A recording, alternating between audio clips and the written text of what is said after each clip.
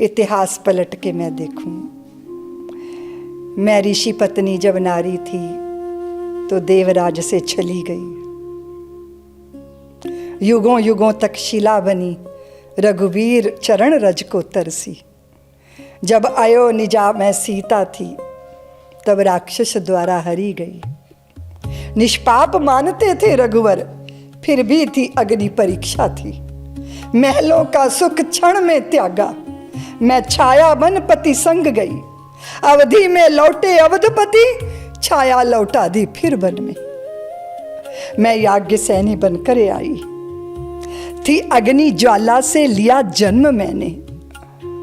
धर्मराज थे पति मेरे, जुए में हार गए मुझको। भीष्म विदुर नीति निपुणक थे, बलि पशु सी अपने देवर हाथ के हाथों जाती, मैं अपनी लाज बचाती थी। मैं भोजराज की गोद गई कुंती बनकर। अपना पुत्र जन्मा मैंने, नदी में बहाया मैंने। वो पास रहता था, अपमान अग्नि में जलता था, लेकिन कभी नहीं बोल सकी कि मेरा पुत्र है ये मेरी विवशताएं थी। तब व्याकुल होकर नारायण बोले, अब अपना रूप बदल दो तुम, अपना रूप बदल दो। तो फिर मैंने अपना रूप बदला। सतयुग, त्रेता, द्वापर, कलयुग, आते आते नारी अपने अनुभवों में से गुजरी। एक देवहूति है, करदम को सौंपी गई, 9 कन्याओं को जन्म दिया, और बाद में प्रतीक्षा किस बात की हो रही थी कि भगवान का प्रादुर्भाव होगा। कपिल भगवान का प्रादुर्भाव उनकी कोख से हुआ। त्रेता की नारी थी शिवम अनसुईया, बहुत उनके अंदर अपने पति के प्रति निष्ठा थी। पति के प्रति निष्ठा होना ये अपनी ये स्त्री की विवशता और मजबूरी नहीं होती, ये अर्पण होता है, समर्पण होता है। आजकल की परिभाषा में कुछ और कहा जाता है, जो कि उचित नहीं है, जो कि पतन का कारण है। आप एक निष्ठ हो पति पत्नी के प्रति, पत्नी पति के प्रति। तो त्रिदेव आ गए, उन्होंने कहा कि देवी तुम अपनी छाती का दूध पिलाओ ना हमें। तो अनसुईया बोली, तुम्हें मेरा दूध पीना है? इतने बड़े बड़े मेरा दूध पियोगे? तो तुम्हें मेरा दूध पीना है तो तुम्हें छोटे बनना होगा। तो त्रिदेव यानी ब्रह्मा विष्णु महेश को अनसुईया ने छोटे छोटे बच्चे बना दिया और तीनों को पालने में सुला दिया।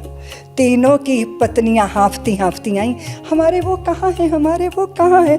तो अनसुईया माँ मुस्कुराई, बोले पालने में झूल रहे हैं, अपने अपने पहचान के ले जाओ। त्रिदेवों को भी नन्हा बना देने वाली सामर्थ्य भारत की नारी में रही है। सावित्री ने यमराज का रास्ता रोक लिया था, सत्यवान के प्राण ले जा नहीं सकते आप। हमने उन सारी कथाओं का एकदम जीवंत चित्रण की कल्पना की है शिवम। मुझे लगा कि भारत की लड़कियों को दिखना चाहिए कि कैसी कैसी देवियां थी भारत में, सतयुग, त्रेता, द्वापर और इस कलयुग में मैं अगर आपको पूछूं शिवम की उदय सिंह की माँ का नाम बताओ, शायद ही कोई बता पाए, पर उदय सिंह को बचाने वाली माँ पन्ना धाये है, इसको कोई भूल नहीं सकता। भूल सकता है? नहीं भूल सकता। तो स्त्री के त्याग के हस्ताक्षर अमिट हैं, स्वर्णिम हैं। हमने बस उसको छूने का प्रयत्न किया या ताकि आज जो विभ्रम है, आज जो व्याकुलता है, आज जो पश्चिम के तौर तरीकों को अपना के स्वतंत्रता के नाम पर निरंकुशता और उच्छृंखलता है, ये हमारे पतन के सिवा और कोई रास्ता है नहीं। इसलिए अपने आप को पहचाने। इस चारों युग के पीछे हमारी बस ये दृष्टि थी कि चारों युग की नारी का दर्शन करें। आपने बात करी सतयुग, त्रेता, द्वापर की, आप आज यानी कलयुग में महिलाओं की क्या भूमिका देखती हैं? कलयुग में तो महिलाओं ने उनको जो घर के बंधन थे, जो वो घूंघट में दबी हुई थीं, वो तमाम तरह की युक्तियों के बंधन से मुक्त हुई है। वो बहुत मार्ग खुले हैं उनके लिए। जबकि जब संस्कार ना हो तो वो मार्ग नहीं होते, कभी कभी दलदल भी होती है, वो पता ही नहीं कि क्या करना है। लेकिन आज के युग की नारी तो बहुत, आप देखो कि बड़े बड़े इंस्टीट्यूट की मुखिया हैं वो। और मैं तो समझती हूँ शिक्षा का क्षेत्र, चिकित्सा का क्षेत्र, सृजन का क्षेत्र, इसमें स्त्री का जो योगदान अभी हम देख रहे हैं बड़ा शानदार है। देख के बहुत अच्छा लगता है, क्योंकि जो बीच का युग था ना गुलामी का, उसने हमारे ऊपर बहुत सारे बंधन डाले थे। अभी हमारे देश में बाल विवाह जैसा कोई रोग नहीं था, दुश्मन से बचने के लिए ये सब हुआ।